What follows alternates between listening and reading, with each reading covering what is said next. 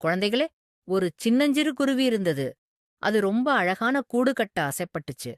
அதனால கூடு கட்ட சரியான இடத்தையும் தேவையான பொருட்களையும் தேடி புறப்பட்டுச்சு. முதலில அது ஒரு பெரிய மரத்துல கூடு கட்ட முயற்சி செஞ்சுச்சு.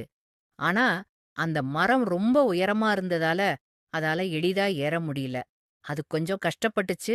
ஆனாலும் அது முயற்சிய கைவிடல. அப்புறம் அது ஒரு ஒரு முட்கள் நிறைந்த புதர்ல கூடு கட்ட நினைச்சுச்சு.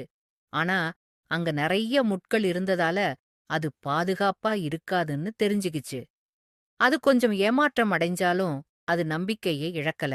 அதுக்கப்புறம் ஒரு ஆத்தங்கரையில கூட கட்ட முயற்சி செஞ்சுச்சு. ஆனா ஆத்துல இருந்த சேறுனால அது செஞ்ச முயற்சியெல்லாம் வீணா போச்சு. அதுக்கு ரொம்ப கஷ்டமா இருந்திருக்கும், இல்லையா? ஆனாலும் அது தன்னோட முயற்சிய நிறுத்தல.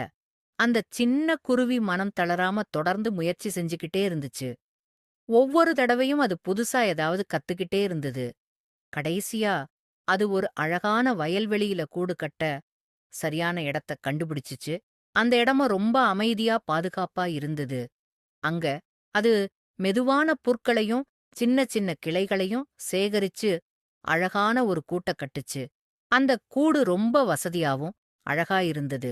பாத்தீங்களா குழந்தைகளா, அந்த சின்ன குருவி எவ்ளோ கஷ்டப்பட்டும் தன்னோட முயற்சிய விடாம அழகான கூடு கட்டுச்சு. அதனால நாமளும் எந்த ஒரு செயலையும் செய்யும்போது மனம் தளராம முயற்சி செஞ்சா கண்டிப்பா நாமளும் வெற்றி பெறலாம்.